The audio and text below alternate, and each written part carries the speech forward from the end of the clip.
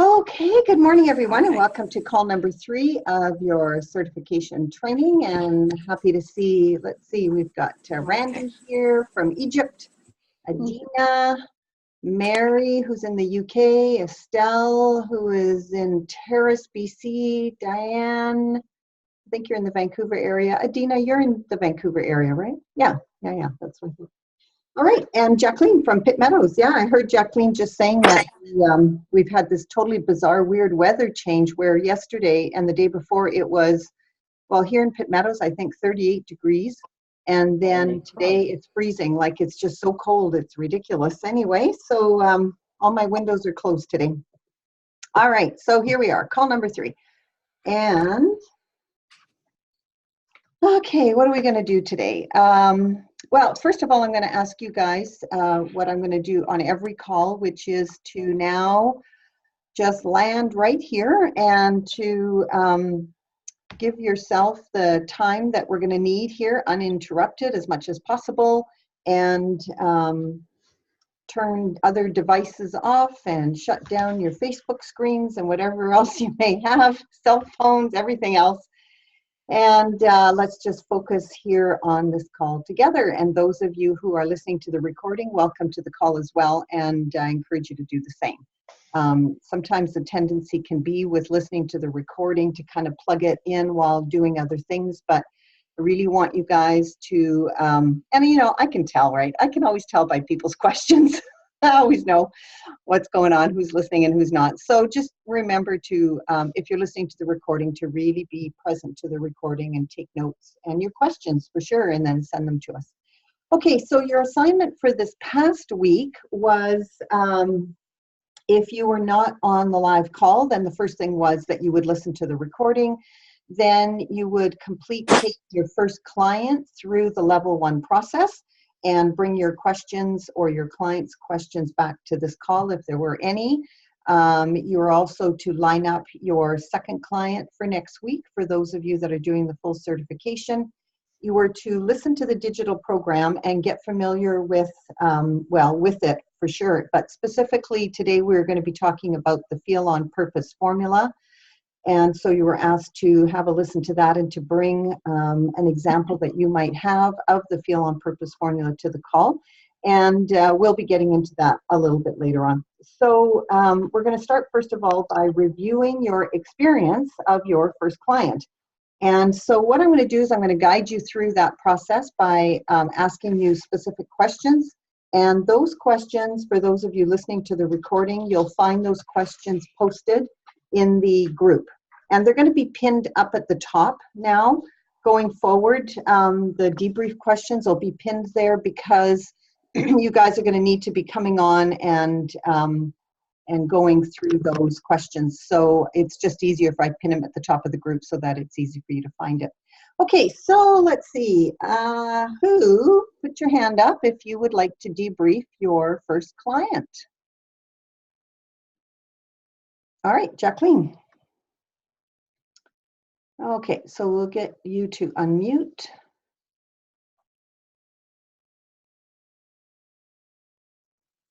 There we go. My connection dropped off my computer, so I'm on my phone. Okay. So I missed the first several minutes of what you talked about, but I imagine it was welcome, and I'm not sure what else. But anyway, as far as my first client goes. Okay, so I will guide you. I'll guide you with questions for the debrief with your first client. Okay, sure. Okay. All right. So first of all, let me just open up your file here. So your client was Madeleine, right? Oh, Jacqueline is frozen. Does she look frozen to the rest of you? Yep. Okay, Jacqueline, you're frozen. So what I'm going to do is I'm going to mute you, and then you can pop back in, and we'll go to somebody else. Oh, goodness. All right. So Estelle, let's go to you because I know you've got your client done. Okay. So Okay. Good. All right. So Estelle, what's your client's first name? Judy. Okay. And how are you connected to her? I I don't know her well, but I've certainly met her. She is my daughter's best friend's mother. Oh, yeah. Okay. So we've met, but not, we're not buddies, or we don't chat often. Okay. And we have received the evaluation, and I have forwarded to you. Have you gotten it? I didn't check on that yet. Okay. So. Okay, it'll be in your email, and Okay. yeah, so it's a lovely evaluation. And okay, so when you were reviewing the scores and you were choosing the 5 or 6 gifts that you were going to review with her, was that easy to select, or was it challenging? Were all her scores really similar, or how did it go? She had one that surpassed all of them, so that one was easy. The next 2 were down a bit, and they were the same score, so that was easy to put those on. And then the next 3 were the same score, but they were all, I don't know what the highest is you can get, but they were all higher up there, and then the other ones kind of petered off. So it was fairly easy. Okay. The highest number you can get on any of them is 15. When they're doing the assessment, they're answering 5 questions, and the highest number that they can rate themselves on that question is a 3. So Of course, yeah. the math. I should have realized that. Yeah. Well, Yeah. no, but you know what? That's a valid, there are some people who don't. And so if you were ever to see 16, 17s, anything above 15 on your results sheet from your client, then you'd know that something went wrong there. Something's wrong. Okay, good. All right. So, so how did you do your interview? Was it in person or on the phone or some other way? Although it would have been easy to do it in person, I did follow your advice, do it on the phone, and I think that was wise. She seemed comfortable having tea over in her living room, Yeah. and I was here in the office with all my papers. So Drinking wine? Pardon me? Drinking wine? No. Well, tea. Come on now. Okay, so so what do you think worked really well in the interview process for you? Well, certainly the script, because we didn't go off topic, but it was, easy enough to stay with some of the examples for her. So, and knowing that I wanted, knowing the time limit, knowing I wanted to touch on, and I checked that with her, all 6 of the gifts. Mm-hmm. Then I was sort of conscious of coming back to the script and moving on to the next gift. So certainly the script helped. The time limit helped. The fact that it was on the phone, all of your good advice, I think, made the process very workable and comfortable for us. We didn't spend a lot of time, just to tell you at the end on the magic wand question, but I did go through it with her, and she felt that was something she wanted to go home, not go home, but to think about on her own. Okay, all right. And what do you think, if anything, you could do in a next one? I know that you only had to do one to recertify, but in the next time you do this with anybody, is there anything you can think of that would make your experience better? Just to be a little bit more aware, because one of the gifts I focused in on was the wrong one. I focused in on assistance. No, hold on here. Anyway, her gift was facilitation. Mm-hmm. And for some reason, I listened to and took notes on administration and planning. Yeah. But because she had the gift of vision and she also had the gift of service, I was, we did talk about that one a bit, mm-hmm. but I'll have to be a little bit more careful next time. And I was able to pull out the Revealing Your Gifts booklet and talk about facilitation, but for some reason I got that one mixed up in my head. So be more careful. And then I did come up with a question. I don't know if you wanted me to bring that up now, that when I looked over after we hung up and I looked over the evaluation sheet, I thought, oh, I didn't really do that question 5 where it says, did your guide offer you the opportunity to receive further information? I didn't go there. I don't know if I should have. Yeah. Yeah, that's fine. So I think there's something that kind of mentions it towards the end of the script on the last page in the interview process. So I actually, so she responded to that by saying that she didn't know what that was, but so I just explained it to her. And what that is if you if they were wanting to know more, then what you would tell them is that you are, for those of you that are becoming certified, that you're in the process of doing a more comprehensive training that's more advanced and takes them much deeper into the process, and that you could get back to them once you're certified, or perhaps you could get, well, I would say just say that to them, that once you're certified, you could get back to them, and that there is a much more comprehensive process, you know, that spans over 3 weeks, and that's the level 2 process. So that's why that question is there. Okay, you wouldn't want me to mention that you have workshops and send it to your website, or no? No, you guys aren't sending anybody to me or to my products. You're sending them to yourself. So if you are referring a client, you refer them to you so that you can then take them through the level process. And for those of you who want to do that and charge them, you can once you're certified, which you are, Estelle. So yeah, no, the goal is definitely not to drive your clients to me. Your goal is to drive your clients to you. Okay. All right. Yeah. All right. Good. So on a scale of 0 to 10, where would you describe this experience for you? Probably 7, because I have done some before, but I think I can still, I think with practice, it'll just be a little bit more polished in where I can take her, Okay. let's say. Yeah. Good. So Good. And so prior to getting on the call with her, did you take a few minutes to kind of get grounded and set your intention? I actually did. Yes. Excellent. And so you've got a few weeks until we start the level 2. So you certainly have, you're certainly welcome to do more people if you want. You only have to do 1 to recertify, but if you want to do more anyway, since you're going to be on the calls and you can still do the debriefs, you know, feel free to do more people if you want to. Okay. Okay. All right. Excellent. Okay. So let's see here. So Mary, tell me where you're at. I have sent the first lot of forms to my first client, whose name is Marjorie. She, however, is busy and is going to do all the work on the weekend. So I will get my call in with her early next week. I have 3 more clients that are ready to go as soon as I figure out when I'm going to need them. Okay, perfect. So Marjorie, when you do Marjorie, Mary, debrief her in the group. Okay. Yeah, fill in the debrief in the group.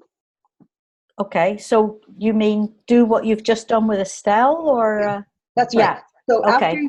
So if you don't come to the calls prepared to debrief somebody that you already worked on, then anybody that you do between now and the next call, you would then debrief them. And these questions are all going to be posted and pinned right up at the top, and you guys just take them, copy them into a new post, and put in your answers. Okay. Right. So then I bring that to the call and I read it out on the call. And no. It'll just be posted, and then for the next call, perhaps you'll have done somebody else after Marjorie. So yeah. Okay. Yeah. And if you only have to do 1 person, Mary, to recertify. So if you want to wait and you want to debrief her live next week, you can do that too, because you're only doing 1 person. Okay. Yeah. Okay. Right. Fine. Excellent.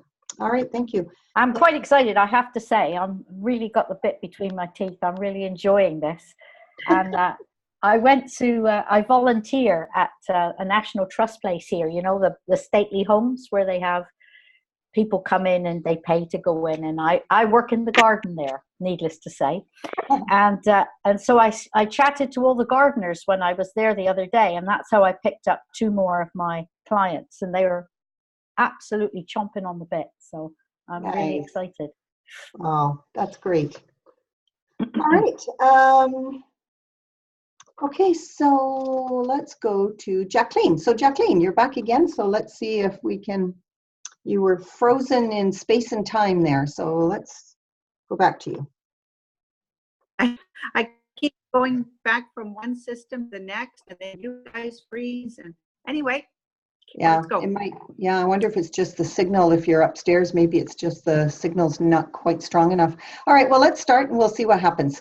So what's your client's, oh no, we know it's Madeleine that you were working with. And when you were reviewing her scores, was it easy Yeah. to pick the gifts you wanted to talk to her about? It was fairly easy. It was over quite a broad range, but I just picked the top numbers that we had room for, left the lifestyle gift one for the last, and got through a fair number of them. We got through all the ones that I had put down, we were able to get through. Good. And how did you do your session? Was it in person or by phone or? Phone. Okay. She would have preferred person, but I explained why, and it was good. Okay, good. And so what worked really well for you in the process? Two things worked very well. That the script is very well laid out, like, just follow it through from start to finish. And the other part was on her part, she's very articulate. She's had a lot of life experience. She was able to describe her experiences like very eloquently, I'll say. And there were no gray areas. It was pretty clear what her gifts were, and lots of evidence to back them up. So she basically was a very easy client. Oh, that's nice. And how did it go with the timing? We actually finished early. We didn't use the whole 90 minutes. Okay. So is there anything that you feel that you would want to do on the next one that would make a better experience for you? Not necessarily make a better experience, but the thing that I always have to check myself on is to not go into teaching mode. Yeah. Yeah, because I know the material fairly well. Yeah. And I know by what they're saying where they're going, and sometimes I can bring them back without going into teaching mode, but I have to be conscious of it all the time. Yeah. And in level 2, you don't, right? That's the great thing about contrasting this to level 2, because in level 2, when you're doing 3 separate hour-long calls with them, you've just got way more liberty to be able to, go where and allow yourself to go into those places, which is great. Mm-hmm. Okay. So on a scale of 0 to 10, what would you score yourself? What would I score myself? Yeah. I'd give myself top marks. Excellent. I prepped, I studied, I set an intention, had established rapport with her ahead of time. So I'm going to give myself a gold star. Nice, good for you. And so you also are recertifying, so you only need to do one client until we start level 2. But do you want to do another one, or is there a plan to do another one? I may. Okay. I may. I don't have another one lined up just yet because of the timing of trips and such. But if the possibility arises, I will certainly take advantage of it. Good. All right. Take your materials with you. You might be able to do it right there in Las Vegas. Yeah. There's going to be 15,000 people with you. All Mm-hmm. right. Okay, thank you. And let's go to Randy. Randy. I don't know why I can't see you, Randy. There you are. Hi, Randy. I don't know why you can't see me. I got the lights on and everything. It's just dark. No, I see you now. You're a little. Hang on one sec. Okay.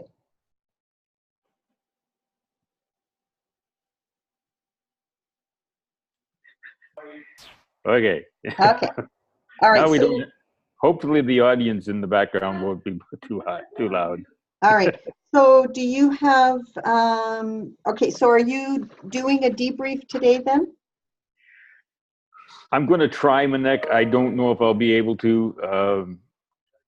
We have a team meeting tomorrow, which may preclude us doing it then, and I'll get it done on Sunday for sure if I don't do it tonight. My plan is to do it tonight, though. Okay, so I'm talking the debrief, but are you talking about doing the interview? Oh, interview, excuse Okay. me, yes. The Okay, debrief, got it. and yeah. Yeah, okay, no problem, Randy. And then same thing for you. You'll post your debrief in the group once you're done. Okay, very good. Sure. All right, I will. great, thank you. Okay, and Diane, how about if you tell us where you're at? So where I'm at, Sashi was my original client. She asked if she could wait a week before she actually did the process. Yeah. So I did a backup plan. So Tom is my backup plan. And he just started, he's starting today. So I should have the interview done by the end of the weekend. Okay. So what I'd like to do is debrief next week, if I could, please. Sure, absolutely. All right, Okay. thank you. All right, I'll put a little number 1 beside Tom. So are you still going to go back and complete with Sashi?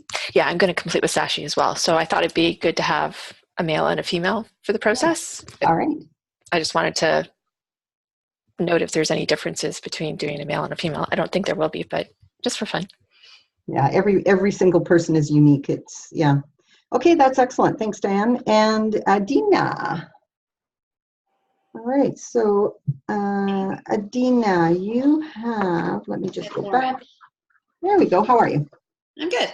Good. So Adina, you have Lauren was the client you were going to work with, and remind me how you know her.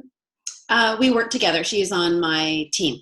Okay, excellent. And have you had a chance to do the interview? Yes. All right, perfect. Okay, so have you, I'm just trying to think if I haven't gotten the evaluation. No? If Okay. Yeah. Okay. I asked her to do it. I'll remind her. Yeah, okay. And then that's what completes the first client is once I get the evaluation back, and when I get it, I'll thank her for it, and then I'll also forward it to you so you can have a look at it. Okay, so when you were reviewing the scores then for Lauren, was it easy to pick the gifts that you wanted to talk about? Yeah, it was pretty easy. The top 3 were different, so it was different scores. So that was easy, but then the next 4 were all the same score. So, I mean, it was fine. Yeah, it was fine in the end. Good. Yeah. And how did you do the interview? Was it in person or did you do it by phone? Or? Followed your advice and did it by phone. So it was good because I had all my papers and we were reading things and whatever. So, yeah. Great. And so what do you think worked really well for you in the process? Well, I love the script because the coach and me wanted to deviate all over the place. So just going back to the questions each time, that kept me on track. So that was excellent. Okay, good. And how did you do with the timing? We kind of blitzed through it. So we went through 7 gifts. And we didn't use, I don't know, I think it was an hour maybe. Mm-hmm. Yeah. Okay, good. And so what do you think you could do, if anything, to have a better experience for yourself next time? I think, like with practice, it'll get better, right? It wasn't very flowy for me just because it was my first time. And I wasn't even though I read the questions and everything, it's just like digging into them, right? So it'll just get better. And I think it's very hard for me not to coach people. So yeah, so that's a challenge. Yeah, and that's such a good awareness in terms of real confirmation of your own gifts, right? And again, like I mentioned before, in level 2, the system is created for your gifts to have an opportunity to manifest while you're working with your client. So that's what's really lovely. I know level 1 feels a bit more constrictive, but it's, if you think of it like in an HR setting where you're doing this with a potential candidate, or in your case, somebody in maybe, for example, in network marketing, Adina, which you're in, let's say you've got somebody who would like to join your team. You could make this part of, this is an intake process that we do with people who want to join our team so that we have a sense of what their gifts are. And then I kind of know what your areas of passion are. And you might want to just take them through this kind of quick assessment for you to have an understanding of what their gifts might be. And then you would use your level 2. You could, we've talked about this later on, you could use your level 2 as kind of a rank advancement reward or something you offer to your team leaders or something like that, right? Does that make sense? Yeah, I'm really pumped about doing that. Yeah, absolutely. Good. Yeah, it's exciting for me, because I mentioned this to you in our call because I know that this process and this program is meant to be taken into that market, into your industry. So yeah, I think it's going to be really great to see how it goes for you. It's gonna be fun. Good. Okay, and then so what would you score yourself then from 0 to 10? 7. Okay, and did you take a few minutes to get grounded beforehand? I did, yeah. All right, excellent. Okay, so then who's your next client that you want to work with? Oh, my next client is Laura, and I already have her lined up. Okay, Laura. All right, excellent. Good. Thank you so much, Adina. Thank you. Okay, so Kristen, how about if you unmute yourself? Hi, everybody. I'm kind of backlit, so you can't see me very well. Yeah, but it's great to know you're here. So, Kristen, Hi, Monique. It's so nice to see you. yeah, and you're in New York, right? I am in New York City right now. I don't live in New York City, but I'm here for the weekend. Nice. And where do you live? I live about an hour north of the city. Right. I'm actually cat sitting. Excellent. So, so tell me, kind of just give me an update of where you're at then. Have you been listening to the calls? So I got through about the first half of the first call, and I haven't caught up to the second call, and my phone reminded me today that there was a call that I could attend, and I forgot all about it, and it's like, oh yay, I want to jump on the call. So I'm way behind. I haven't done any of my homework. I apologize. Okay. But I'm excited to hear about everybody else's progress. Okay, And so what's your I'm plan? excited to be connected with you again. Yeah, it's great. So what are you going to do? So I'm going to finish the first call, and then I know there's follow-up work, and there was something in the group about an email, which I don't think I've gotten. So do I need to do something with the emails? So when you finish call number 1, when you've completed call number 1, then you post in the group that you finished call number 1, and then you get the 2 emails. Okay, but there was something about documents from you in an email? That's right. That's what it is. So Okay. Once you finish call number 1, you post that you've done it so we can track that you finished the call. Then the 2 emails will go out to you. Oh, just the recording of the first call. Yeah, once you finish listening to the recording of call number 1. All right. Perfect. All right. Excellent. Okay, so I think we've got everybody. So good job, you guys. And we'll carry on each week. We're always going to do debriefs first before we kind of go into the topic of the day. So anyway, for those of you listening to the recording, as I mentioned then, the questions will be posted. And so what I want you to do is I'm going to post the questions. They're going to be pinned up at the top of the group. Please, when you do a written debrief, copy and paste those questions and move them into a new post so that your debrief appears by itself in a post. Please don't put them as replies underneath my post. It just gets lost. So anytime, unless I specifically ask you a question by name in there, anytime you've got a question or you're posting a debrief, always create a new post at the top of the group. And then I get a notification. Even if you don't use my name, I get a notification for it. And it's just easier for me to track than digging down in those replies. Okay, does that make sense? Everybody nod your head. Yes, that makes sense. Okay, don't private message me. It's much better because I go into the group every day and I check there. If you could just do all your questions and everything in the group itself rather than private messaging, unless it's a private issue, then of course private message me. And the chat that I've created, I'm testing that out with you guys. It's the first time I've done that. I'm so on it. I thought it would be helpful so I could post like I did this morning. Hey, you guys, I just posted something you need to go look at before the call. But then if people start asking questions and chatting in that chat, then it kind of doesn't serve that purpose. So anyway, I'm just kind of feeling it out. We'll see how it goes. Okay, so I just want to congratulate those of you like Adina who have just completed your very first client. That's super exciting and good for you. Yeah, that's really great. Good for you. Okay, so you just never know where people are at in their journey. And for some people, this process is their very first little brush up against anything to do with like personal development or for some people, this is a really different experience. Some people will have a sense of what their gifts are. Some people have absolutely no idea what you're talking about. And that's why our debriefs are really focused on your experience. Okay, I'm really not attached to their experience, because people can be, you know, you can imagine the broad scale of where people are at in their own journey, their own development, how they perceive this, what attachments they or may not, you know, they may or may not have to this. So that's why the focus is always about your experience and not so much about theirs. And sometimes your client in the evaluation, and you'll see this more in level 2, sometimes you'll get a sense, or you will get a sense at the end of the call, you're like, I'm not really sure if they really got anything out of this. But that's why I want you guys to just relax and let that go. Please don't be concerned about that. I am absolutely not concerned about that. I really am not, because this is all about you guys, first of all, following instructions, keeping up with the training, getting the assignments done, just getting through that interview with them, following the process step by step. Because if you're challenged with following this process, it's going to be more challenging with level 2.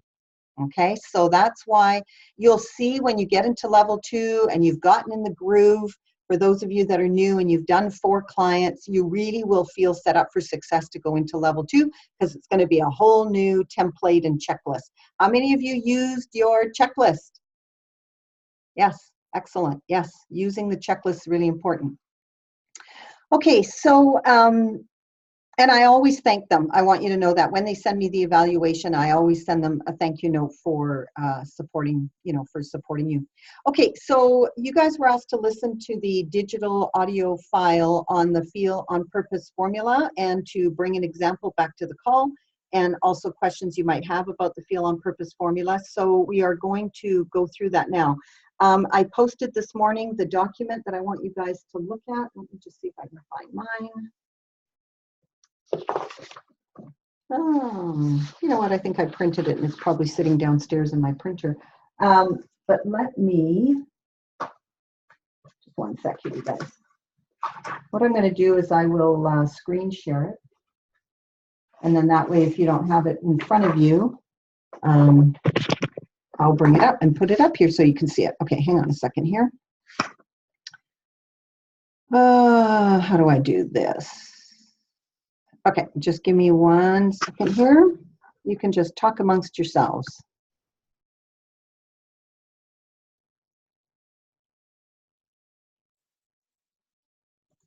There we go. All right.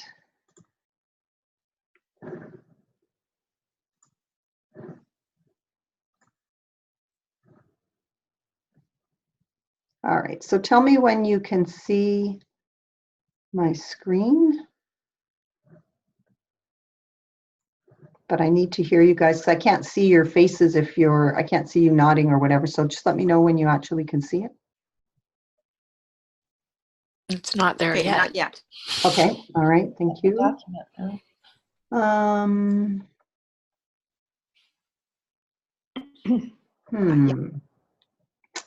All right, sorry you guys, just 1 sec. This is definitely not my strength, and this is all the stuff that Dana does so well, but I will figure it out. Well, maybe find out if we need to see it on the screen. Yeah, we've got it. Okay, well, maybe Jacqueline, take a poll of who's got it. I can't see it on my phone. Okay, Estelle, take a poll of how many people have it. 1, 2, 3, 4, 5. Randy has it. Everybody here has it. I don't see Janice. She just has a picture up. Oh, I have it. Okay. Oh. Hey, Janice. Sorry, Yes. Janice. I didn't even know you were on here. I didn't see you at all. So, you a message just now in the chat, but that's okay. It's all okay, so do you have a client that you want to debrief? No, not yet. She's done everything. She has to send back the form to me, and I'm away until Sunday, so I'm going to book a time with her next week to do the Okay. Okay, All right. but everything else has gone fine, except that she's the person that asked me the question about the marriage status, and I wasn't sure because I didn't have the form here with me. Do you remember me asking you? Yes. Okay. Does it not cover everybody and everything, and does it even matter? Okay, great question. So hang on here. Let me go back to you guys so I can see your faces. Okay, so what Janice is referring to is her client asked her about what to do about the questions regarding singleness because she is married. Is that correct, Janice? No, I don't know her so personally. So she just said, what do I say if I'm in a relationship? Because all it says was single or married. I think. Yeah. Okay. Okay. Yeah, fair enough. So yeah, so what they need to do with any question, no matter what, is to answer exactly what's true for them, right? Exactly what's true for them up until now in their life. So if the person is in, this is something that's kind of interesting. This used to come up a lot in the workshops. So imagine how awkward it is. If the person is married and in a relationship, and when they're answering the questions honestly, they get a 15 out of 15 that indicates that they may in fact have a lifestyle gift of singleness. Okay, so but that's okay because well, isn't that interesting? That's something they can look at. So I just tell people to answer the questions honestly, and or if you're married and you're happily married and there's no question of anything to do with singleness, then you would just score them all 0, right? I think probably what I took that question from her to be is today there are so many different types of relationships. It's not just quote marriage, right? Yeah. So could be same-sex relationship, could be common Yes. law, right? So I didn't know how to answer it. And I Well, think the questions don't refer to married. The questions refer to being in a committed relationship. oh, okay. Yeah. Okay. Yeah. Okay. Thank you. Yeah. So just tell her to answer them honestly, whether she's in a relationship or not, to just answer the questions. Yeah. Okay. Good. All right. So here we go. Let me do the screen share here. And yes, Estelle, I saw that you did ask them. Thank you for that. And this way, if anybody is on the recording, they can see it as well. Okay, so now can you guys see it? Yes. Yes. All right, and so you're seeing this here moving up and down? Yes. Yes. See Yes, it. we are. Excellent. Okay, very good. All right, so I apologize for my not so good technical stuff, but it'll get better. Okay, so I want to talk about the Feel on Purpose formula and the significance it has in your training and the significance it has in the Sacred Gifts program. It is very significant. There was a time where I believed if people just knew what their gifts were, that they would be able to easily feel on purpose. And it just didn't happen. And then the next piece came in. So this Feel on Purpose formula is absolutely unique to this program. You will not find this formula anywhere on the planet, as far as I know, unless it is through a guide or or somebody who's taken the program and is using that formula. This formula is very unique, and it was downloaded to me over the course of years. It was not something that I sat down, it's like, oh, I think I'll create a formula. I had no intention of creating a formula. I just thought if I helped people identify their gifts back in 2003 to 2005, I really thought if I just helped people identify their gifts, they would be able to, find that sense of purpose and to do something that made them feel on purpose. And then it showed itself not to be true, not only in the clients, but myself. So this formula has come about absolutely 100% as a result of my own experience of working with the Sacred Gifts data. So the fact that we have sacred gifts is it's not like I invented that. That is a known fact since the beginning of time, since the beginning of man. There has been enough indication and evidence of people's gifts. Within the church context, that is where the teachings around the fact that people have gifts has been most prevalent up until New Age kind of stuff happened in the 1980s and 90s. And then we started hearing Marianne Williamson and Carolyn Mace and Oprah Winfrey and others start talking about find your gift, and you just need to know what your gift is, and everybody has a gift, and figure out what your gift is. So the non-religious aspect of it started to kind of come out then. So the idea of sacred gifts is not a unique concept. This program is unique in that it's the only program out there that I know of that looks at these spiritual gifts in a non-religious context. Okay. So the next piece, so first of all in the formula, it's knowing what your gifts are, and that's what you guys are trained to do. Somebody has got talking in the background. If you could just mute yourself. Not sure who it is, but okay. Yeah, if you could just keep yourselves muted. Yeah, if there's noise in your background, thanks. Okay, so knowing what their gifts are, though, is step number one. And that's what you guys are learning, that part of it right now, and helping people identify what their gifts are or what they potentially are. And that's kind of what you're doing in level one. So the next thing is for people to feel on purpose. What I have discovered for myself and with my clients is that it's important that they're using their gifts in a way that is meaningful to them. So easy examples of that in my own life would be, I know that I have a gift of teaching. I didn't understand that until I got this, sort of understanding around it, but I know that I've always been, it's easy and effortless for me to teach, whether it's one person or a crowd of people, whether it's giving somebody directions on the side of the street, whatever it is. I know that I have a gift of teaching. As a nurse, I used my teaching gift a lot in nursing. It's what led to a lot of positive feedback from my patients, and also from their families, and also from coworkers, was that I was really good at teaching and training. And towards the end of my nursing career, it no longer became meaningful to me to be teaching what I was teaching at the hospital. Oh, you're going to be going for a CAT scan. Here's what they're going to be doing. Here's what you can expect. It's important for somebody to get that information. So it's not that it's a meaningless activity. It's that it was no longer as meaningful for me to be teaching that kind of stuff. Does that make sense? Okay.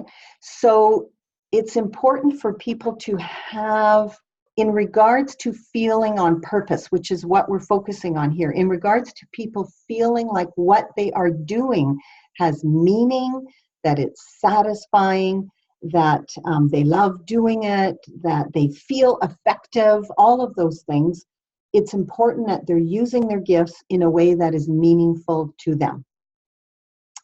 So I believed that if you were using your gifts in a way that was meaningful to you, and I believed if I was using my gifts in a way that was meaningful to me, that I would feel on purpose.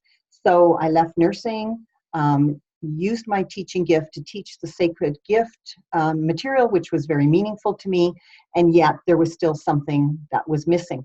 And when I was developing the program, developing the curriculum, and developing, like before I ever did my first workshop, for example, there was a sense of purpose in what I was doing, even though I didn't know where it was going. But let me tell you, the biggest shift that happened is when I was using my gifts in a way that was meaningful to me and a benefit to others. That's the third part of the Feel on Purpose formula. When you're doing something and you start to see the impact of what you're doing, when you hear from people or get feedback, which isn't always going to happen, you're not always going to get that feedback. Maybe just because you're, let me think, you're a mechanic working in a shop and you have a gift of craftsmanship and you never have contact with the client, okay? So you are using your gift of craftsmanship. You love working on cars. That's what's meaningful to you. You may not have direct feedback from the client because they're dropping off their keys at the front office. They're dealing with the front office person.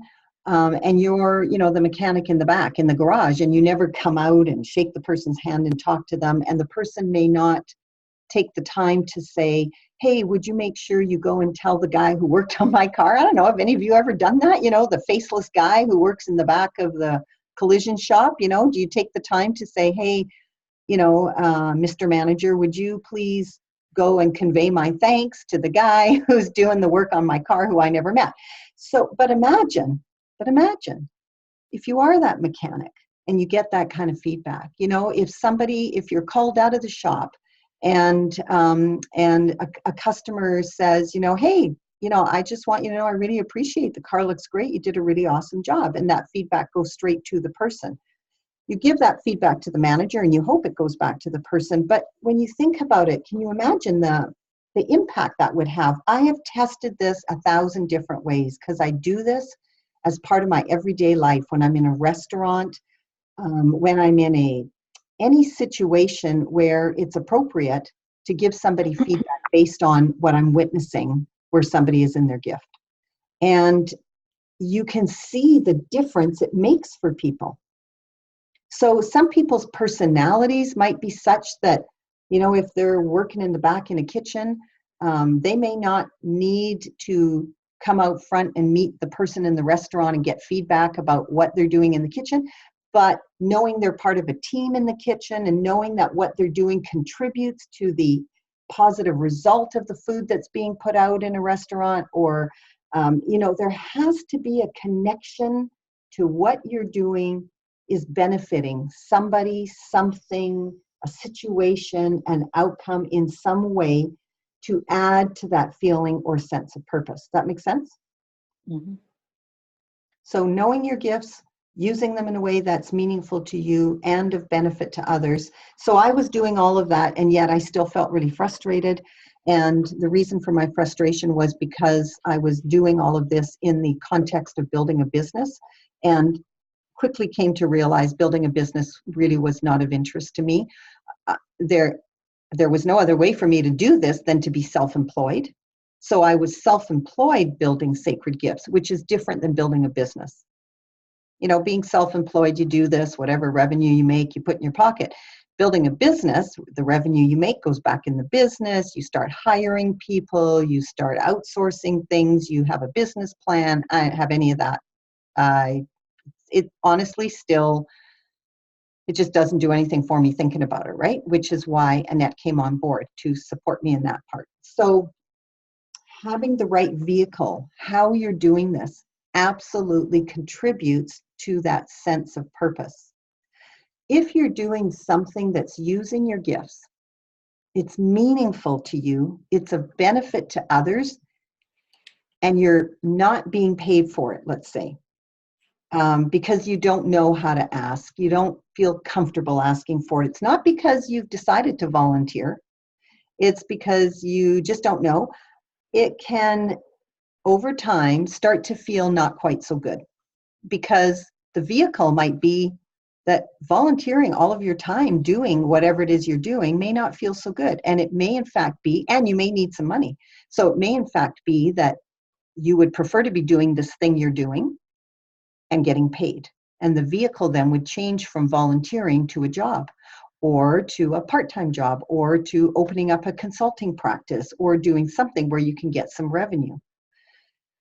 The exact opposite might be that there's a place for you to use your gift. It's meaningful to you. It's a benefit to others. And you don't even want to be in a job situation. You don't want to have to answer to an employer. You don't want to start a business. You just want to volunteer because it's what makes you feel good. You love doing it. You're getting income from some other place. So the volunteering is a vehicle. The volunteering is not a gift, a sacred gift. Of course, when you're volunteering, what you're bringing to the organization is a gift. But volunteering has been put into a category of kind of like a spiritual endeavor, okay? Oh, I'm giving back, I'm volunteering my time, I'm not getting paid. It's just a vehicle. It's just a choice you make. You know what, I'm going to do this, and I'm going to volunteer my time and my energy and my gifts and my efforts, and they're not in a situation to pay me, and I don't want to get paid anyway. It's a vehicle. Volunteering is a vehicle. A job is a vehicle. A business is a vehicle. Having a practice is a vehicle. Being a consultant is a vehicle. Being a speaker, a trainer is a vehicle. Being in network marketing is a vehicle. Being an entrepreneur is a vehicle. Being a solopreneur is a vehicle. Does it make sense? Yeah. So if you have a casual job, a part-time job, a full-time job, any of those are all vehicles. Oh, I just got notification my battery's running out. Hang on. Technical moment. Let me plug it in.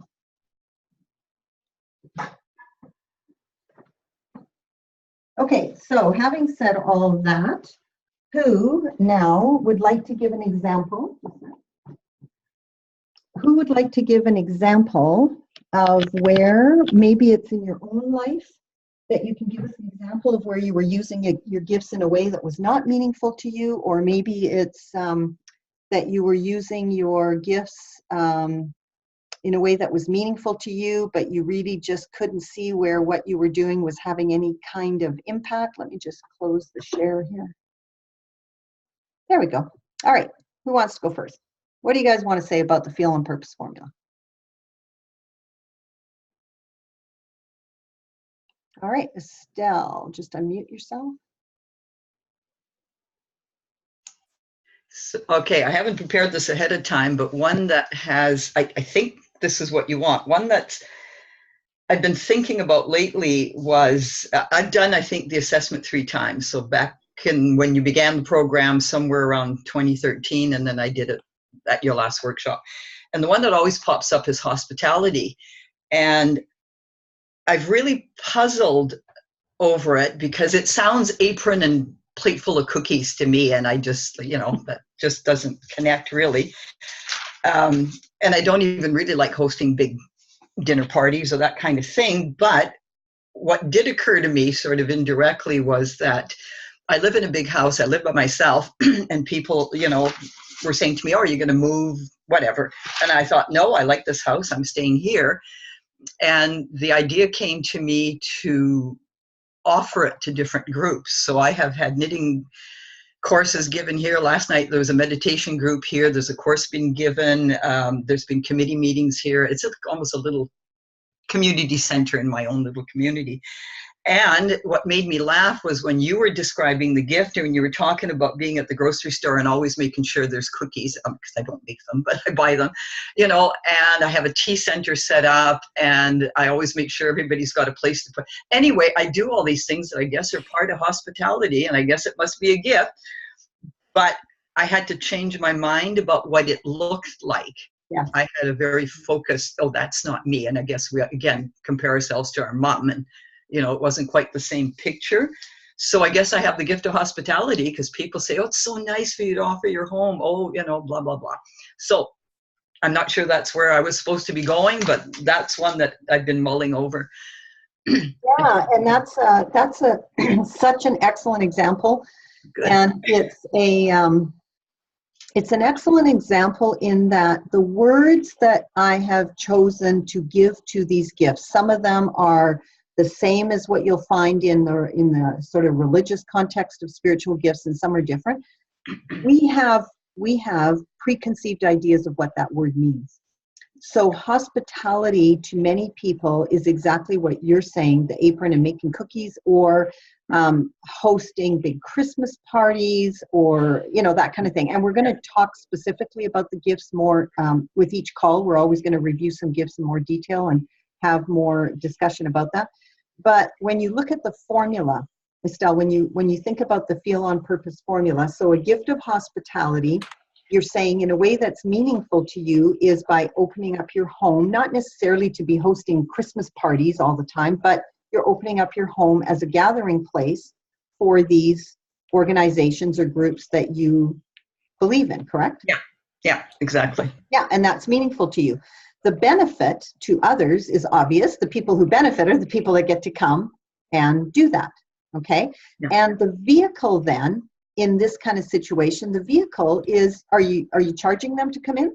No. Okay, so it's not a business endeavor. This is just a way that you choose to give back. So it's quote unquote kind of in the category of volunteering. You're volunteering your time in your home for these things to happen, right? Yeah, and people have offered things in exchange that, of course, aren't monetary, but that's all been great, but that was not the intent, yeah. Right, exactly. So somebody might say, hey, thank you. And people have to do that. We have to allow people to do that, because some people aren't comfortable with just being given the gift, and they might feel like they just feel better if they bring a little plate of cookies, or they just feel better if they put out a dish and everybody puts in $2 or whatever, right? We just let people do that. But from your perspective, it's really just kind of in the category of volunteering. So the last variable to the Feel on Purpose formula, again, for me, was added later. And that was, you know, I knew what my gifts were. I was applying them in a way that was meaningful to me. I knew it was a benefit to others. I was getting that feedback. The vehicle that I was am doing is through business. And the H factor then became this other obvious thing, which happened for me, which is, well, the H factor for me for many years was I wasn't making any money doing this. I didn't know how to structure business. I just didn't know how. When I started this, I didn't care about that. It wasn't focused on making money. I was making money at the time I started this in nursing. I was making really good money. And this was like an assignment I was given. So I wasn't doing it based on, oh, I've got to start this thing out and figure out how to make money on it. I was just doing what I was called to do. And then when I quit nursing in 2008, 5 years later, then it was like, okay, now I need to figure out how for this thing to generate income. And that's when it became energy draining for me. When I had to then shift to, okay, I've got to figure out how am I going to make money doing this. You know, it was just like, blah. So the H factor, though, for me, the variable in the Feel on Purpose formula is I wasn't making any income. So as much as I loved doing what I was doing and I was using my gifts, you know, when you're not making any income, you live on your own and you need to make some money, it became like, yeah, it's all good and feeling on purpose, but there was something that was not quite right. And that variable is the H factor. So the human factor. So that can be things like, let's say in Estelle's scenario, where she is using her gifts in a way that's meaningful to her, and she's opening up her home for groups to use that she supports, and they come in and it's all good. But let's say Estelle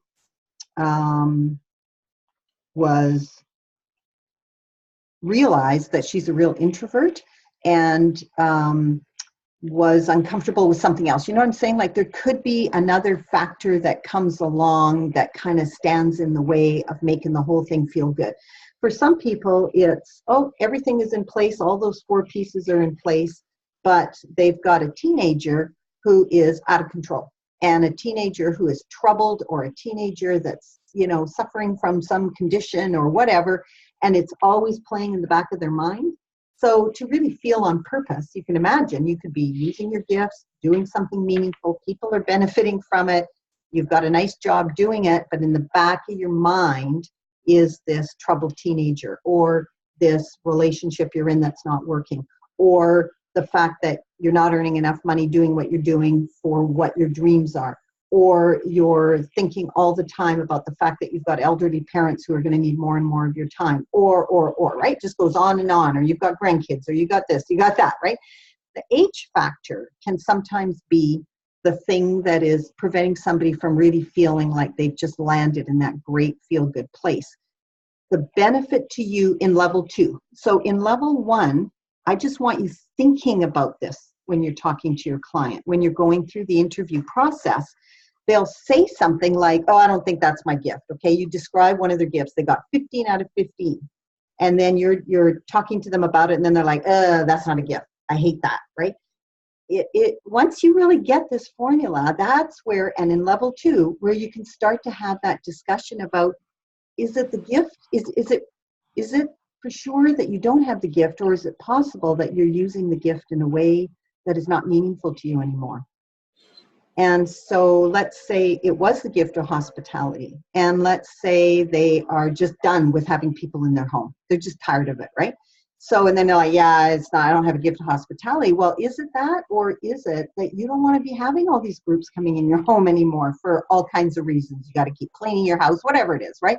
So that Feel on Purpose formula creates a depth of being able to explore people's gifts and being able to break it down. And I'm telling you guys, it's incredibly powerful. It is unbelievable how, when you can distinguish these factors of whether it's their gift, is it the fact they're using their gifts in a way that is not meaningful, which is often the situation in people feeling burned out at their job or whatever.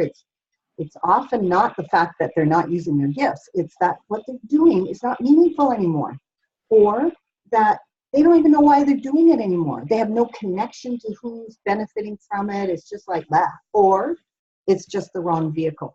Or there's this H factor, the itty bitty shitty committee, right? That my friend Bridget called it, that's going on in the background because of something that's going on in their life. So that ability to use this right now, all I want you to do in level 1 is for it to be playing in the back of your mind. You're thinking about it, okay? You've got it there. But in level 2, it's going to be coming in more, because in level 2, the client's going to be actually listening to the program. They are going to be hearing this Feel on Purpose formula. They will have the language and the understanding with you. In level 1, if you bring it into the interview process, it's, they don't have the context that you now have, right? So to have the discussion with them isn't the time to do it in level 1. You could always get back to them later if you hear things in your level 1 interview where you think, oh my gosh, if they only understood the Feel on Purpose formula. When you're finished your training, you're certified, you can go back to them and bring that piece back to them. But I want you guys thinking about it. So when we do the debrief, for example, you might, or when you're doing the interview with your client, you may have the experience of realizing, oh gosh, you know, I wonder if, and make a note of that and bring it back to the call. Okay, so anyone else have an example or something that they can share in regards to the Feel on Purpose formula? Mary, go ahead. Yeah, my gift that I denied for a long, long time was creativity.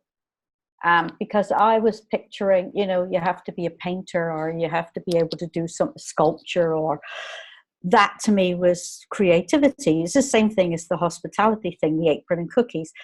And it wasn't until I decided one day that I would like to do something for my children as regards to the photographs that I had of them from their childhood, you know, from when they were born right the way through. And so I went to this class about scrapbooking.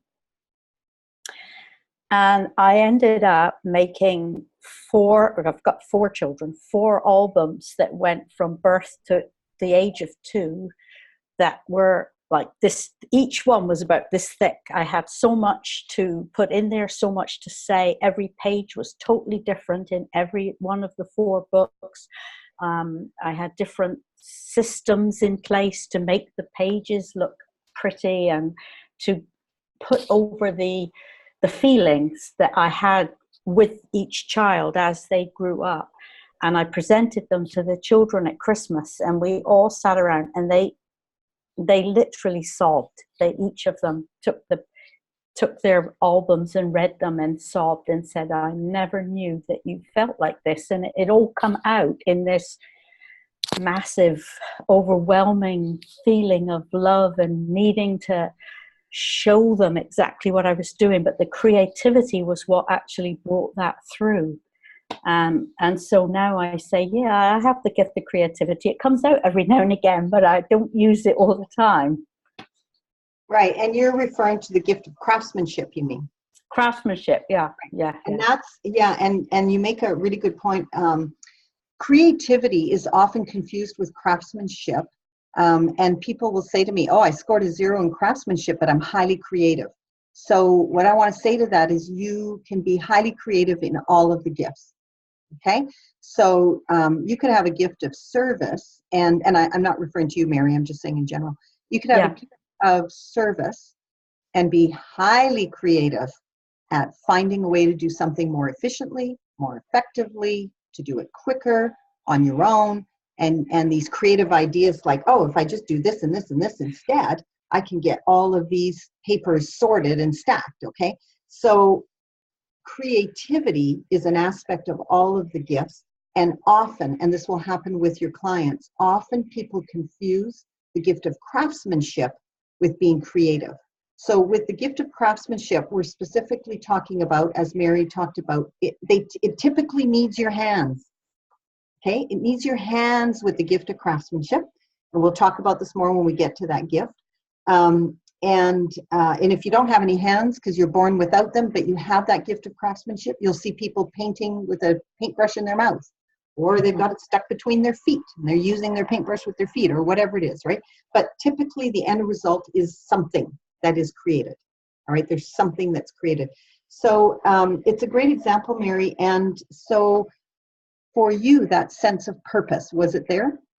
Yes, absolutely. Yeah, Yes. because I wanted to convey to the children my feelings about, you know, their childhoods and what had gone on and everything to do with the outpouring of love and the maternal fierceness. Yeah, nice. All right, thank you for that, Mary. Anyone else have an example they want to share? Let me give you, yes, Diane, go ahead. So one of my gifts is teaching, but teaching in a university context often drains me because you've got 40, 60, 90, 120 students, but there's no interaction going back and forth where you can actually have a conversation with them about what you're talking about and how you're doing it. So I did shift that, and I mean, the Sacred Gifts program is one element where I can use my teaching gift by offering it, although I'm seeing now that I'm back in the program how much I've missed not teaching elements of this program or coaching in that way. But I teach another program about how to help people read. And when I'm in a classroom environment and I'm teaching that process about skill sets around reading, and I get to have a conversation with the individuals about, you know, what do they understand about their own learning? What are their challenges? And I get to input little details about, well, what would happen if you thought about it this way? What would happen if you thought about it this way? So it's also the gift of encouragement coming in there. But when I'm in that space and I'm in an intimate group and I'm teaching people about how they can shift the way that they think about learning by doing it this way or tweaking it this way, and I get that feedback, or when I see the light bulbs come on for those individuals where you've been teaching them and they've been frustrated and they haven't quite got it yet, and then all of a sudden it's like their eyes pop open and they go, oh, and I'm like, yes, I've got it. That's when I'm on purpose. Nice. So, okay, I'm gonna pull out a real subtlety that I caught in what Diane was saying to show you how, okay, so when Diane was saying, when I'm teaching in a university setting, you, and then you switched, Diane, from I, you went to you. You don't have any connection with the people, so you don't really get to talk to them, right? For somebody else, for another teacher in a university setting, they might love that. They might be saying, oh, it is so great teaching at a university because I get to teach and I don't have to have any connection with them. Makes me so happy, okay? So the tendency, and this happens, and you'll see this with your clients, the tendency is to paint everything with one brush. If I don't feel on purpose, it's not because the tendency is to not look at myself in the feel on purpose formula and say, I'm not feeling on purpose teaching this massive auditorium of people because what's meaningful to me is connection. The tendency that people have is to say, the problem is there is no connection. And that's not the problem. The problem is for you, because of your gift of encouragement and your other gifts, you love, and maybe your personality, you love the connection. Okay? So it's very subtle, but it's worth noting that for someone else doing exactly what Diane is doing in that same scenario where there's no connection, they could feel totally on purpose doing that. So it's very, very individual. But for Diane, she's clear it's not. So then she finds a way for her to feel on purpose. The feel on purpose formula does not mean you have to find one thing, that whole thing around finding your purpose. This is the key aspect. This is my mission, is to debunk this idea that we need to find a purpose in life. This is completely the opposite of. This is saying if you're doing something where you feel on purpose, you are on purpose.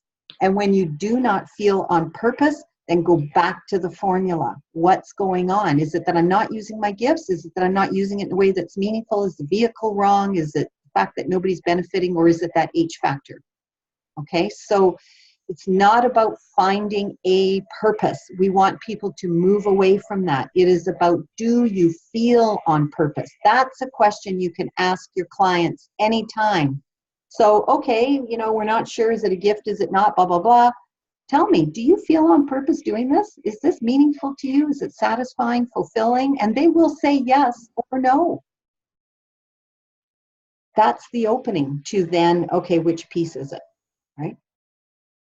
So I'll give you another example, because I want to be clear that the Feel on Purpose formula is not just related to jobs and career. It's anytime, children, anybody, anytime, adults, seniors. We saw it, my sisters and I saw it with my elderly mom, you know, robbing her of the opportunity, well, those of us that live close to her, robbing her of the opportunity of being in her gifts because she's older, so she should not be cooking turkey dinner. We should be cooking turkey dinner. She should not be hosting in her little apartment in the senior's home. She should come to my house and she should just sit on the couch and relax and visit. And in fact, what made her feel on purpose was she has a gift of service, a huge gift of service and hospitality. What made her feel on purpose was for her to be in her home and have people come over and spend the night on her sofa bed and be able to offer them a cookie or make them breakfast in the morning. So you can actually, and so, you know, I didn't really realize that until all of this kind of came in place, and saw that in fact what I was doing was moving her from a place of feeling on purpose to feeling not on purpose. So then Jacqueline and I set out to find ways to make sure she was in her gifts, in her home, and then of course, that feeling of purpose came back to her. But we literally watched her wither away, because she didn't know what to do with herself. She loved being busy. Till that woman was 92 years old, she still wanted a job because she had such a strong gift of service. She wanted to be doing something, right? So she'd sell stuff in the little tuck cart in the senior's home because she, you know, to feel on purpose.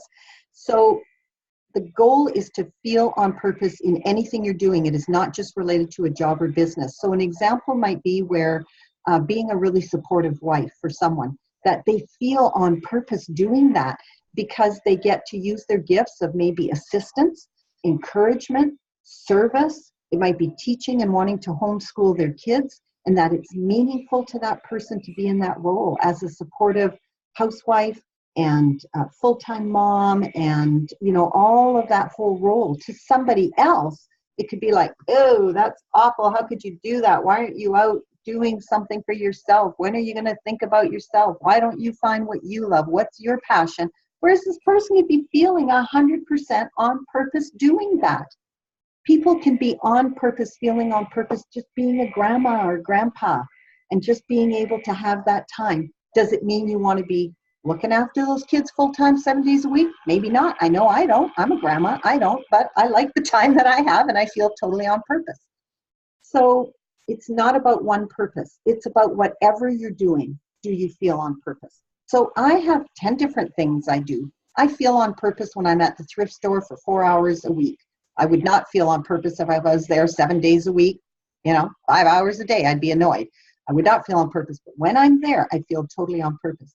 When I'm teaching certification, I feel totally on purpose. The H factor for me in doing this is all the admin work, the tracking, and the technical stuff, as you can see. Okay, that's kind of the H factor in the background, which is why I hired Dana. Because I was using my gifts, teaching, certification, meaningful to me, of benefit to you guys. The vehicle is using this Zoom system and doing it, generates some income for me. The H factor was all the tracking, the back end stuff of it, the technical stuff of it, converting the recording to a YouTube clip for you guys to watch later, right? You see that? That's the piece that didn't feel so good. So then I hired Dana. She's like, man, she just loves doing this stuff, doing the same thing I'm doing, and she likes all the tracking, and she's got 25 spreadsheets, and she does all that, and she's teaching the course on Tuesdays. So you can be doing many things in your life. It does not have to be one thing. But whatever it is you're doing, feeling on purpose. When I'm teaching a workshop, I feel on purpose. Do I want to teach a workshop every single day? No, it'd be exhausting. I could not do that. And imagine the marketing needed to feel a workshop every day, right? But when I teach a workshop, I feel on purpose. When I'm on the phone doing coaching, I feel on purpose. Do I want to do it all day long, every day? No. So for me, I have many different things. All of them are things that make me feel on purpose. And if they don't, I stop doing them. Or I find somebody else who can do them that will feel on purpose doing it. Or sometimes you just suck it up and you do it because it has to get done. So knowing your sacred gifts and feeling on purpose is not an excuse to take yourself out when somebody says, hey, I need help setting up the chairs. Would you help me do that? Oh, I'm sorry, that's not my sacred gift. And I don't feel on purpose setting up chairs. That is not the function of this, right? It is that if you are asked to set up chairs and you're doing it, but you're thinking, oh my God, this isn't what I like, you have an understanding. Okay, it needs to get done, but you understand. It's because it's not my gift. It's not really meaningful to me, but I'm going to do it because they need help. So you understand it. What happens is people, especially in the volunteering world, they volunteer because they feel it's like this spiritual endeavor to go and volunteer their time and give back, and they want to do it, but they don't choose areas that are in their gifts. And so they're volunteering and they're bitchy. I see it. I've been around volunteers forever. I have led teams of volunteers. I run events with volunteers. When you have volunteers who are not in a position of using their gifts, they tend to be cranky because they're being expected to do things that don't make them feel on purpose. So the feel on purpose formula is huge in the whole Sacred Gifts certification program. Huge. It is at the core of it. It is central. Good? Yep. Okay, so any questions or comments on that? All right, and if anything comes up, you can always, I have a question, Janice. My question, okay. when you were going through that, and I'm so glad that I got to be on this call because I'm actually out of town on vacation, but I was here this morning. It made me want to say, to ask you, maybe should we ourselves personally be going through the process again for us? Because it's been a while since I've done it. Do your gifts change or skew based on your time of life and where you are with things? Yeah, good question. Your gifts, you're born with your gifts. This is central and core to the teachings of sacred gifts. You are born with your gifts and they are in you and with you until you die, but not all of them are active at the same time. So some of them may be dormant. Some of them may not yet have had an opportunity to show themselves because you haven't been in a situation where they can express themselves. So sure, you can revisit it. You would likely see some of them that are exactly the same. And if the numbers change a bit, I don't even look at that.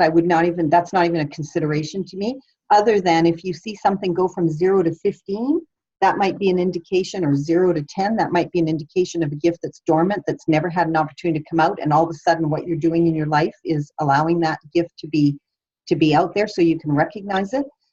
If you had a 13 in something and now it comes up as a 10, does it mean you don't have the gift? I wouldn't interpret numbers that way at all.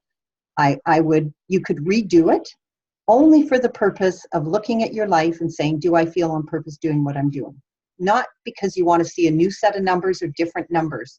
We do not want to focus on the numbers. The numbers are only there as clues when we're working with new clients as to where to have the conversation, where to start the conversation around their gifts. But you can revisit it. But you guys don't need to revisit doing the assessment. You know yourselves in your heart. You know if what you're doing you feel on purpose, and you know if you don't. So, you can redo it. I wouldn't say that it's essential. I would say what's more essential is looking at the feel on purpose formula. Right. I think you're totally right. I think that formula is really key. Thank you. You're welcome. Okay, so again, yes, Estelle, go ahead. I don't want to make this too long, but there's one occasion or one situation that came up in the interview, and I'm trying to make it fit in this formula, and I can't. And it was a very meaningful, I don't want to use the word meaningful, it was very, there were tears on the part of the client, and it was the gift of assistance. And she said, it did occur to me when I was going over the gifts, the gift of assistance. She said when she answered it, this woman lived her daughter just moved out, her daughter's 37. the daughter had mental health issues. She was diagnosed with bipolar. And so she said, every question to do with assistance, I thought of my daughter and how much she supported her. She was the wind beneath her wings, the whole thing. The daughter just moved out and is doing well with all this wonderful assistance from her mom. And so she thinks it's not a gift, but it was meaningful. It was of benefit to her daughter.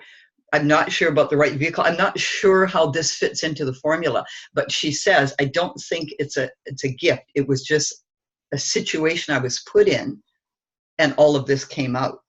Yeah. So does that? Yeah, and yeah, that's a great example. And we're not in that situation. We don't know. So we're not here to say, oh, yes, it is, or no, it's not. It's like, did you feel on purpose doing that? And, how did it feel? And it's like, well, I didn't have any choice. She was my daughter. So I had to just pull out all the stops and do whatever I could to support her.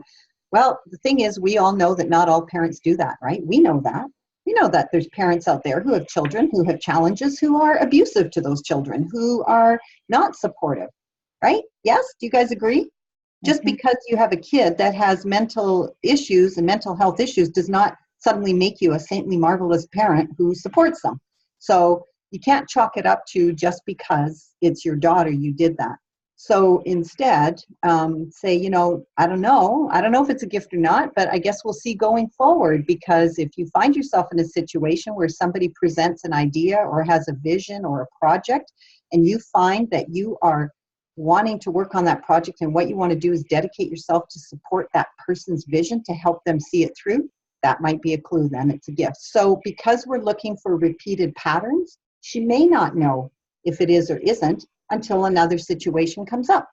And if she wants to know if it's a gift or not, then you take the risk and you put yourself out there. You you look around and you find something you want to put your teeth into and get involved in, and then you offer your assistance if you want to. Or it may be time for, another gift. So it's not for us to say, is it or isn't it? But I just know for sure that just because it's her daughter and she did all of that is not because it's just her daughter. There was something else going on that she was able to pour herself into that girl and be dedicated to her. Right? Okay. And I think the repeated pattern is a good aspect too. Okay. Thank you for that. Welcome. Okay. So again, you're not expected to discuss the Feel on Purpose formula in level 1 of your training. So I just don't introduce the whole concept, but you can be asking kind of leading questions. So you might ask them a question, I'm just curious, is it that, you think it's not a gift, or is it that you're not using it in a way that's meaningful to you? That, yes, you can do that. That's different than saying, oh, I've learned the Feel on Purpose formula. I'm going to teach you the Feel on Purpose formula. You know what I mean? It's just, don't go there, but use it. Use it when you're processing information with clients. So I want you to be thinking about it all the time. This is particularly useful when a client is unsure. When you ask them, so do you think this might be a gift or not? This is where it can come in really handy, okay? Where they're like, gee, I'm not really sure. That's where you might then use the questions, well, let me ask you this, blah, blah, blah. If I told you you could never do anything crafty again, and you can't build anything or fix anything or whatever, how would that make you feel? And you'd be like, well, I'm going to do it anyway. I use the takeaway a lot with people. I'll say to them, okay, you're not sure if you have a gift of writing or not. Let me ask you this. If I told you tomorrow you never have to write again, how does that feel? And they're like, yes, oh my God, I'm so happy. That would be a clue. If they say, I don't know, I can't imagine not writing. I just don't like writing proposals, or I don't like writing books, but I'd love to write, an editorial. Okay, so that's where that kind of question, it can help them discern. So just be thinking about it when you're working with them. It's important for you to know that you and your client can be in their gifts, using them and be of benefit to others, but not necessarily feeling on purpose. All right. So, and the best way to get really comfortable with this formula, you guys, is for you to assess it in your own lives. That's where you want to look at it. Diane, you did that. You want to look at your own life. Do I feel on purpose doing this? Why do I feel drained doing that? That's where you're going to learn it. That's how it came to me. It was through my own experience and what was happening in my own life is how the formula became apparent. So make sure you're first thinking about yourself. Assess every part of your life. Look at where you feel most on purpose and where you don't.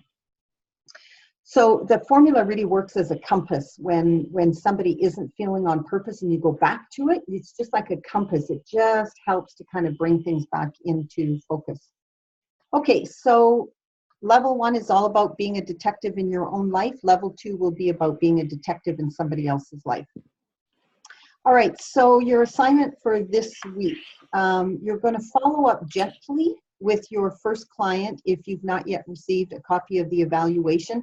Please don't come to me and ask me, did I get an evaluation? If I got it, I will forward it to you. Okay, so you don't have to ask me. If you haven't gotten it from me, it's because I haven't gotten it.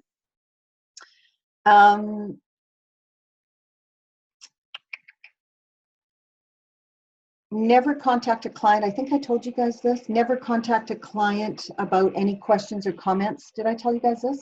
On their evaluation form? Okay, so when I forward the evaluation to you, if there's a question, if there's a comment from the client that you don't agree with or you're not clear on, please don't go back to the client. Come back to me and I'll clarify it with the client. And I usually do anyway. When I read the answers, I ask them a few questions.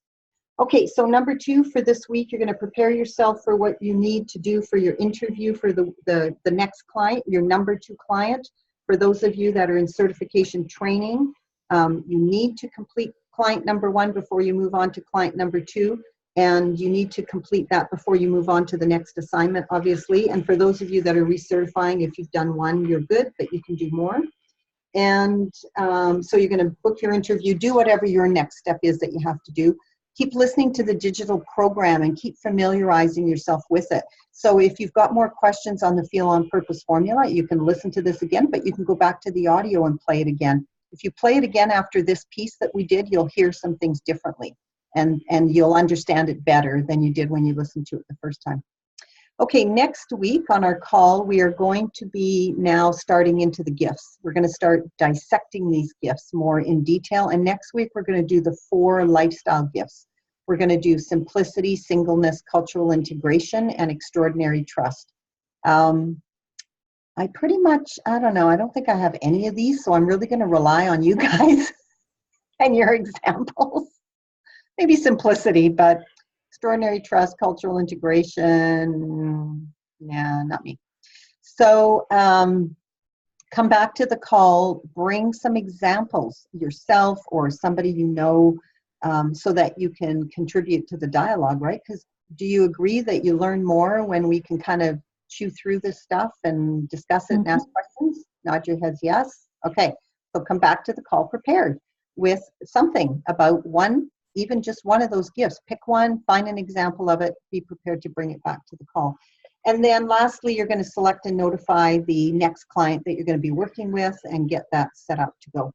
Okay, so any final questions? Look at that, we're right to the minute on time to wrap up.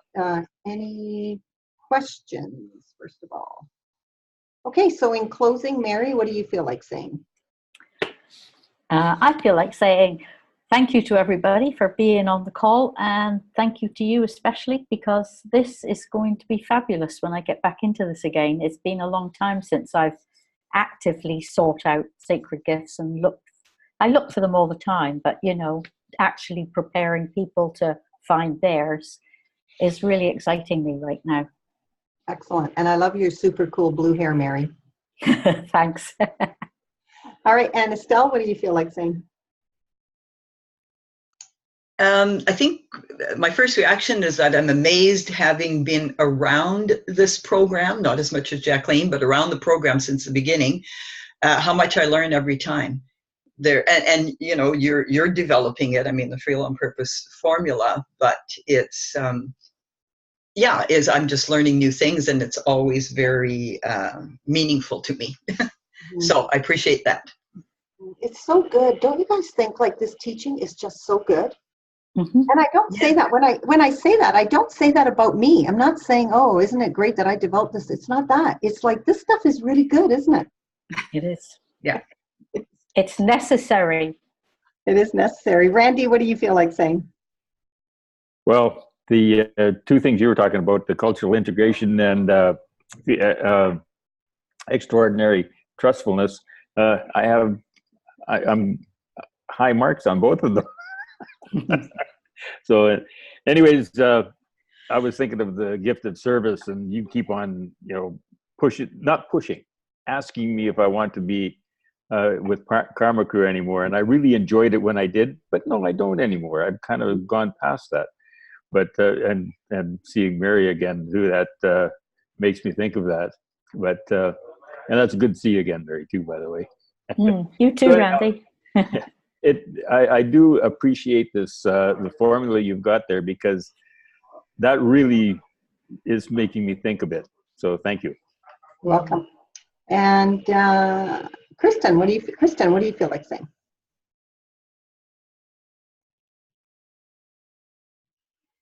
Sorry, I had trouble finding the button. I want to say thank you too. It is a joy to be with you and your gift of teaching, Monique.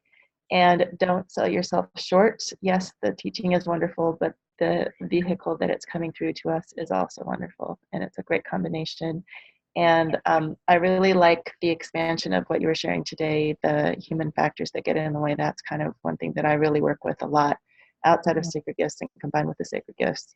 And I wanted to share actually really quickly before, I'm a musician and I teach classes to musicians on resolving their performance anxiety, which is one way that gets in the way of a lot of people sharing their gifts. So it's been a really nice thing for me to be able to work with both of these. So I think that's it for now. Thank you. If you guys haven't seen, go to the Sacred Gifts community in Facebook and watch the video of the young man who's autistic and blind. Sit at that piano and sing that song. I tell you, in 15 years of watching videos, that thing is the perfect example of somebody's humanness versus beingness. It's remarkable. Diane, what do you feel like saying? I am so jazzed that I decided to come back and recertify and refamiliarize myself with all of this process. And I'm very much looking forward to finishing the 2 clients that I need to work with, but also thinking about how I can actually offer this to the world going forward. Excellent. Thank you. Go-ho like fashion. Excellent. Thank you. Adina, how about you? What do you feel like saying in closing? I'm ready to rock and roll. I'm really excited about integrating this into my business and expanding it out. So I've got a lot of ideas happening. And I want to thank you because I got a lot out of people sharing. So thank you for sharing. In particular, it was, Monique, watching you coach people or watching you interpret and pull out the information and sort of shine a light on how that works in the Feel on Purpose formula. It was like super, super helpful. So thank you very much. Great, thank you. And Jeffrey, what do you feel like saying? Rock and roll, onward and upward. And that I won't be live next week. I will be at this time next week in transit between Las Vegas and Boise. All right. And Janice, what do you feel like saying?